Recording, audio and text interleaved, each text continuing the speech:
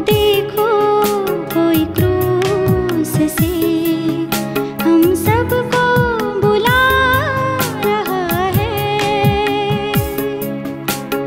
लटका है मसीहा क्रूस पर, लटका है मसीहा क्रूस पर, खून अपना बहा रहा है।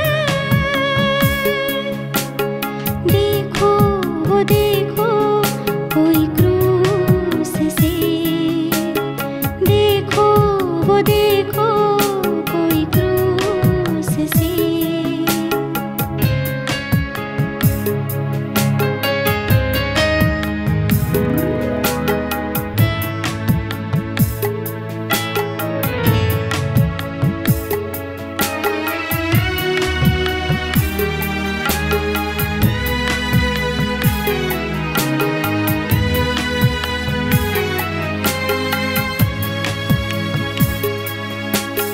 ताज कांटों का हमने पहनाया, क्रूस पर भी है हमने चढ़ाया।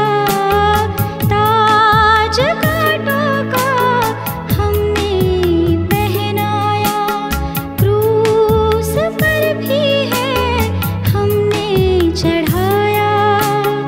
पाप हम सबका उसने उठाया, इसलिए वो दुनिया में आया। उसकी स्तुति करें, उसके गीत गाएं, उसको अपनाएं। देखो वो देखो कोई क्रूस से, देखो वो देखो कोई क्रूस से, हम सबको बुला रहा है।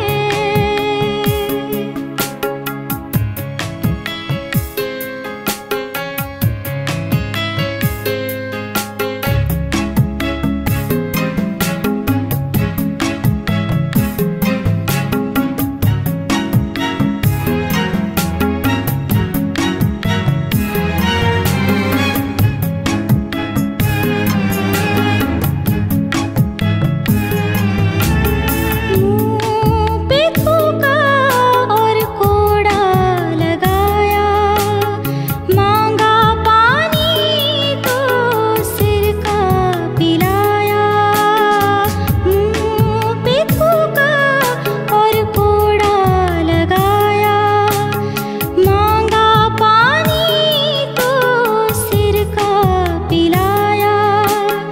दुख कितना है उसने उठाया, मुझ जैसे पापी को उसने बचाया। कैसा प्यार भरा देता जीवन नया, ऐसा यीशु मेरा। भाई बहनों, आप सबका स्वागत है इस विशेष कार्यक्रम में जिसका नाम है परमेश्वर के गुण। हम परमेश्वर की खूबियों की चर्चा कर रहे हैं। हम देखने और जानने और समझने का प्रयास कर रहे हैं कि हमारा परमेश्वर, जिसकी हम आराधना करते हैं, जिसे हम प्यार करते हैं, जिसकी आज्ञाओं का पालन करते हैं, जिसके हाथों में अपना जीवन सौंपा हुआ है, वो परमेश्वर कैसा है, उसमें कौन कौन सी अच्छाइयाँ पाई जाती हैं, ताकि हम परमेश्वर को बेहतर रूप से जान सकें, समझ सकें और उसके अनुसार उसके साथ व्यवहार कर सकें। उसी के अनुसार परमेश्वर से हम प्रार्थना कर सकें। परमेश्वर को जानने से हमारे जीवन में एक बड़ा बदलाव आता है और एक बड़ा बदलाव आप सबके जीवन में आएगा। आपके व्यवहार में बदलाव आएगा, आपके उठने बैठने में बदलाव आएगा। आप परमेश्वर की आराधना किस प्रकार से करते हैं, इसमें एक सकारात्मक बदलाव आएगा। आपका विश्वास, आपका ईमान बढ़ेगा और निश्चय ये जो श्रृंखला है ये आपके लिए बड़ी आशीष का कारण बनेगी। मैं ऐसा विश्वास करता हूँ, ऐसा भरोसा करता हूँ। इस समय जो विषय हम ले रहे हैं वो है हमारा तरस खाने वाला परमेश्वर। जी हाँ, हमारे जीवन में ऐसे समय आते हैं कि हम चाहते कोई हम पर तरस खाए। जब हम परेशानियों से घिर जाते हैं, जब हम अपनी ही गलतियों के जाल में फंस जाते हैं, ऐसे में हम चाहते हैं कि कोई हम पर तरस खाए, कोई हमारी मदद करे। जी हाँ, हमारे बच्चे, हमारे परिवार में बुजुर्ग लोग, जिस किसी को आप सामने रखकर इस बात को सोच सकते हैं कि जब इंसान असहाय होता है, परेशान होता है, तो किसी तरस खाने वाले की उम्मीद करता है। मेरे प्रियो, आज इस समय जो विषय मैं आपके सामने लेकर आया हूँ, परमेश्वर का जो गुण जिसका मैं चर्चा आपके सामने करना चाहता हूँ, वो है हमारा तरस खाने वाला परमेश्वर।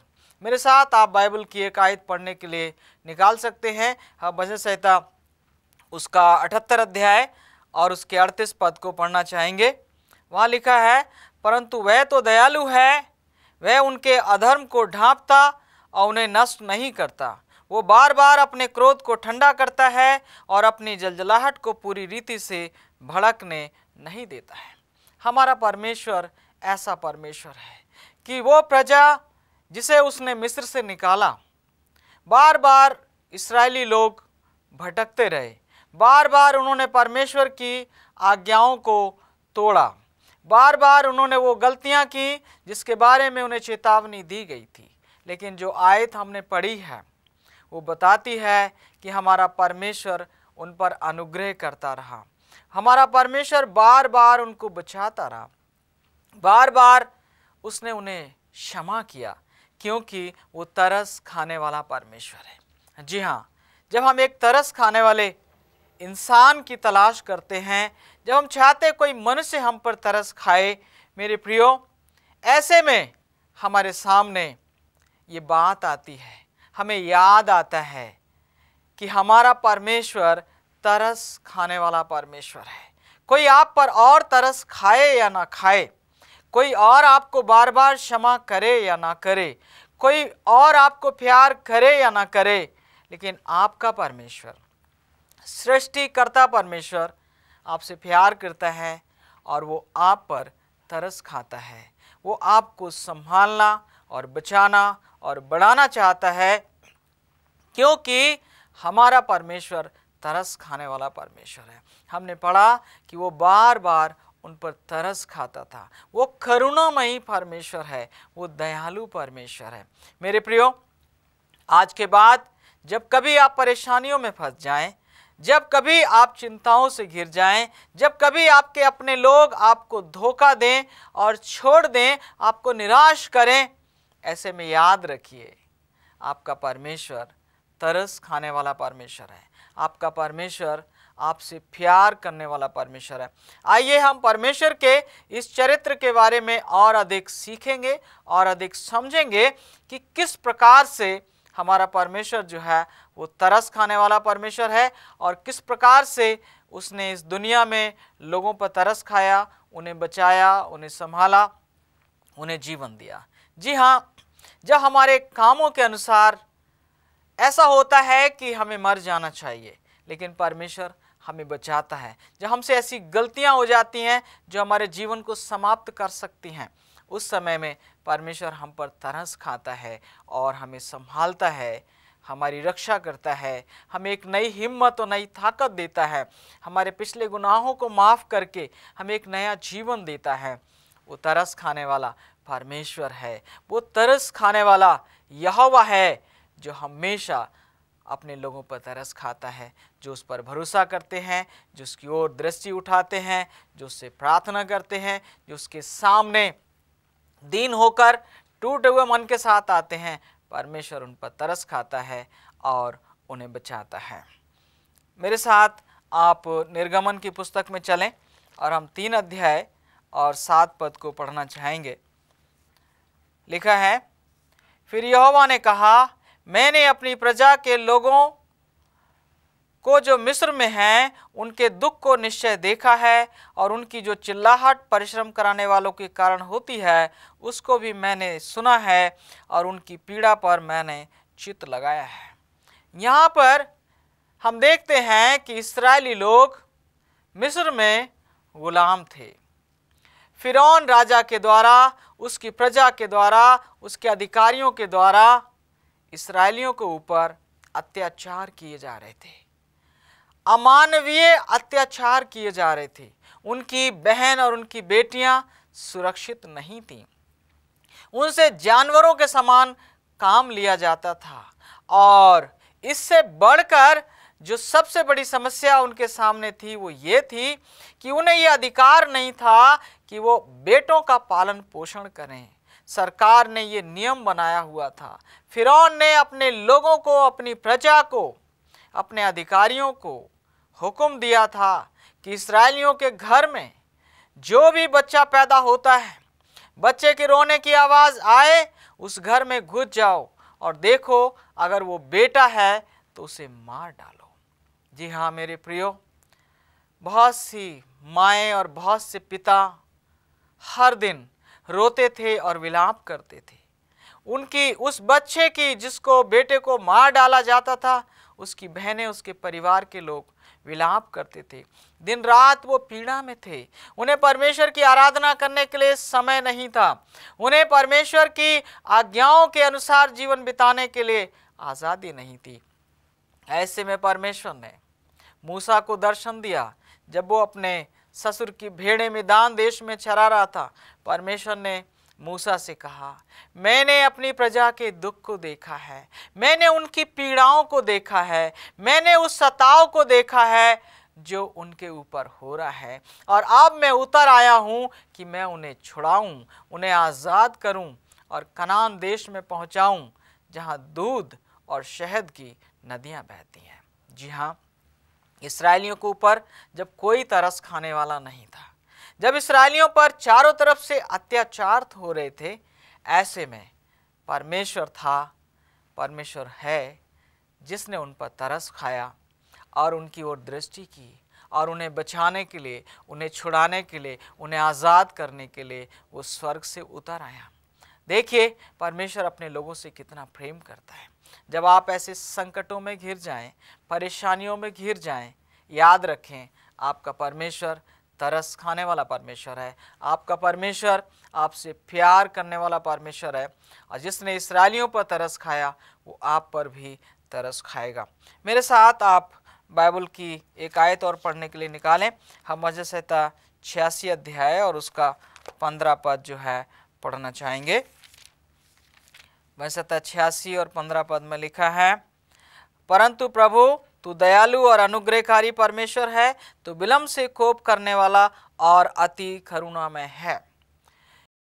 ये जो परमेश्वर है जिसके बारे में राजा दाऊद कहता है कि हे परमेश्वर तू अति करुणामय है, तू विलम्ब से कोप करने वाला है। हमारा परमेश्वर इसलिए तरस खाता है कि जब हमसे गुनाह हो जाते, हमसे गलतियां हो जाती, हमसे पाप हो जाते, संसार में हम संसार के लोगों का अनुसरण करते हुए या शैतान के बहकावे में आकर जब अपने परमेश्वर से दूर चले जाते और उन पापों को करते हैं जिनकी सज़ा मौत है, ऐसे में हमारा परमेश्वर विलम्ब से कोप करता है।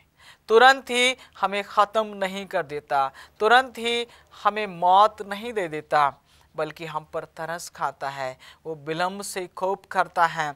और यही कारण है मेरे प्रियो कि इस संसार में मैं और आप जीवित हैं, क्योंकि हमारा परमेश्वर तरस खाने वाला परमेश्वर है। वो जानता है कि हम कितने कमज़ोर हैं, वो जानता है कि हम गिर जाते हैं, और जब हम उसके पास दोबारा आते हैं तो हमें निकाल नहीं देता, भगा नहीं देता, हमें ठोकर मार के दूर नहीं कर देता, बल्कि वो हम पर तरस खाता है, क्योंकि वो विलम्ब से कोप करने वाला परमेश्वर है।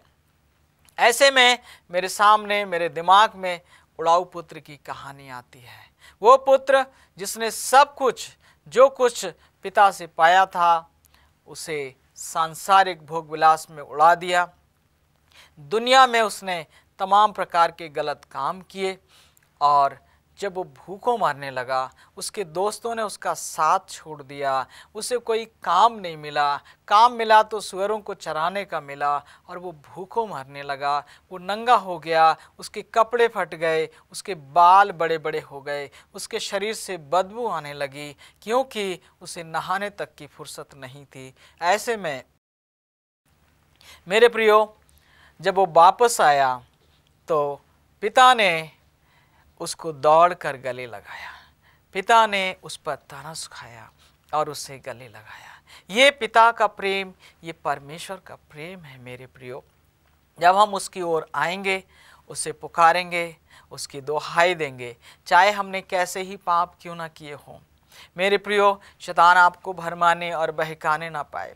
जब हम पाप करते, हम गलतियां करते, शैतान हमसे कहता है अब तुम्हारा उद्धार होना असंभव है, अब तुम बच नहीं सकते, अब तो परमेश्वर तुम्हें दंड अवश्य देगा।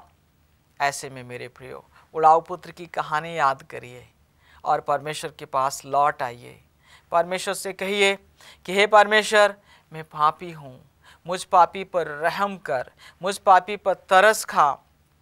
परमेश्वर आप पर तरस खाएगा, परमेश्वर आपको गले लगाएगा, आपको प्यार करेगा, आपको बेटा बना लेगा। जैसे उड़ाऊ पुत्र को उसके पिता ने तरस से गले लगाया, उसे चूमा और उसे प्यार किया, और दासों को हुक्म दिया, इसे नहलाओ, इसके बाल काटो, इसको शाही पोशाक पहनाओ और एक बड़ी दावत का इंतज़ाम करो।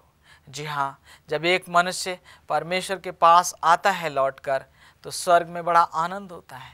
मेरे प्रियो, आज जब हम सीख रहे हैं कि हमारा परमेश्वर तरस खाने वाला परमेश्वर है, तो मैं यही विनती करता हूँ आपसे, ये उम्मीद करता हूँ कि कोई भी चीज़ आपको आपके परमेश्वर के पास आने के लिए बाधा ना बनने पाए, कोई भी चीज़ आपको परमेश्वर के पास आने से रोकने ना पाए, क्योंकि आपका परमेश्वर तरस खाने वाला परमेश्वर है, आपका परमेश्वर करुणा करने वाला परमेश्वर है। आइए हम वैसता 103 अध्याय में चलेंगे और उसकी 10वीं आयत को पढ़ेंगे।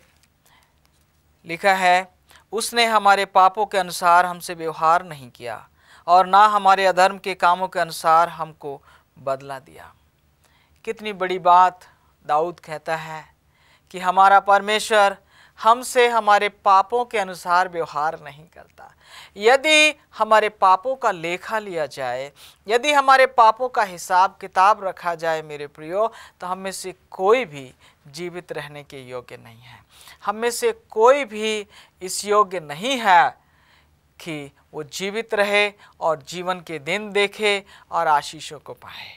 लेकिन बाइबल बताती है कि जिस प्रकार से पिता अपने बच्चों पर तरस खाता है, उसी प्रकार से हमारा परमेश्वर हम पर तरस खाता, और वो हमारे पापों के अनुसार हमसे व्यवहार नहीं करता है। जी हाँ, ये तरस खाने वाला परमेश्वर ही कर सकता है। आप संसार में अगर किसी व्यक्ति को देखें, किसी राजा को देखें, किसी अधिकारी को देखें, स्कूल में अध्यापक को देखें, ये सारे लोग जब भी आप गलती करते हैं, जब भी आपसे कोई अपराध हो जाता है, तुरंत ही आपको दंड मिलता है। लेकिन इनमें से कोई भी तरस नहीं खाता। मेरे साथ ऐसा हुआ, जब मुझसे गलतियां हुई तो मेरे अधिकारी ने मुझ पर तरस नहीं खाया, बल्कि मुझे दंड दिया और मुझे उस दंड को सहना पड़ा। और मेरे प्रियो, उस दिन मैंने ये सीखा कि कोई भी सांसारिक अधिकारी तरस नहीं खाता, लेकिन हमारा पिता, हमारा स्वर्गीय पिता तरस खाने वाला परमेश्वर है। दाऊद कहता है, उसने हमारे पापों के अनुसार हमसे व्यवहार नहीं किया, क्योंकि वो अनुग्रह करने वाला और तरस खाने वाला परमेश्वर है। आइए मेरे साथ मत्ती 9 अध्याय में चलें और उसकी हम 36 आयत को देखना चाहेंगे। यहाँ पर लिखा है, जब उसने भीड़ को देखा तो उसको लोगों पर तरस आया, क्योंकि वे उन भेड़ों के समान जिनका कोई रखवाला ना हो, व्याकुल और भटके हुए से थे। यीशु मसीह ने एक बड़ी भीड़ को देखा, हजारों हजार की संख्या में भीड़ थी। लोग उसके पीछे पीछे सब जगह जा रहे थे, मारे मारे फिर रहे थे, खोज रहे थे, उसकी तलाश कर रहे थे। इस भीड़ में ऐसे लोग थे जो पापों के बोझ से दबे हुए थे, जो आज़ाद होना चाहते थे, लेकिन कोई उनकी सुनने वाला नहीं था। इस भीड़ में ऐसे बीमार थे जिनको कोई चंगा नहीं कर सकता था। इस भीड़ में ऐसे लोग थे जो बेचैन और परेशान थे, शांति का संदेश सुनना चाहते थे। इस भीड़ में हर प्रकार के लोग थे। आपको पता है, यीशु मसीह को पापियों का और चुंगी लेने वालों और वेश्याओं का मित्र कहा गया है। ऐसे लोग थे जो अपने पापों के बोझ से दबे हुए थे। और ऐसी भीड़ की भीड़ जब यीशु मसीह के पास आई, यीशु मसीह को ढूंढ रही थी, यीशु मसीह ने उन पर तरस खाया, उनसे बातचीत की, हर एक रोगी के ऊपर उसने हाथ रखा और उन्हें चंगा किया। जो अपने पापों से पश्चाताप कर रहे थे, प्रभु यीशु मसीह ने उनको शांति दी और उनसे कहा, जाओ तुम्हारे पाप क्षमा हुए हैं, अब दोबारा पाप मत करना। हर बोझ से दबे हुए व्यक्ति के लिए यीशु मसीह के पास जगह थी, उसके पास समय था। प्रभु ने कभी भी तुच्छ को तुच्छ नहीं जाना, गिरे हुए को उसने कुचला नहीं, बल्कि उन्हें उठाया। उसने भीड़ पर तरस खाया, उन्हें संदेश सुनाया, और संदेश सुनाने के बाद जब वो भूखे हो गए तो प्रभु ने उनके खाने का प्रबंध किया। उस बड़ी भीड़ को खिलाने के लिए उनके पास रोटियां नहीं थी, पर्याप्त भोजन नहीं था, लेकिन जो कुछ उनके पास था, एक लड़के के पास 5 रोटियां और 2 मछलियां थीं। प्रभु ने उनको आशीषित किया और वो रोटियां और मछलियां उस सारी भीड़ को खिलाई गईं, पर्याप्त हो गईं, बल्कि और बच भी गईं। हमारा प्रभु तरस खाने वाला प्रभु है। हमारा प्रभु गिरे हुओं को उठाने वाला प्रभु है। हमारा प्रभु कुचले हुओं को संभालने वाला और बचाने वाला प्रभु है। इसलिए आनंदित और मगन होइए, प्रभु की ओर अपनी दृष्टि को लगाए रखिए। आपका प्रभु तरस खाएगा। आपकी परेशानी कुछ भी क्यों ना हो, वो आपको निकालेगा, आपको स्थिर करेगा और आपको मजबूत करेगा। आइए हम एक और संदर्भ देखना चाहते हैं, मत्ती 20 अध्याय और उसका 34 पद। यहाँ पर लिखा है, यीशु ने तरस खाकर उनकी आंखें छुईं और वे तुरंत देखने लगे और उसके पीछे हो लिए। 2 अंधे व्यक्ति यरीहो में थे। यरीहो से निकलते समय यीशु मसीह के पास आए और वो पुकार रहे थे, हे दाऊद की संतान, हम पर रहम कर, हम पर तरस खा। और प्रभु ने जब ये सुना तो वो रुक गया और उसने उन पर तरस खाया, उनकी आँखों को उसने छुआ और उनकी आँखों को उसने खोल दिया। मेरे प्रियो, हमारा प्रभु तरस खाने वाला प्रभु है। हमारा प्रभु अपने लोगों को संभालने वाला प्रभु है। आप यीशु मसीह के जीवन में देखिए, हमेशा उसने लोगों पर तरस खाया।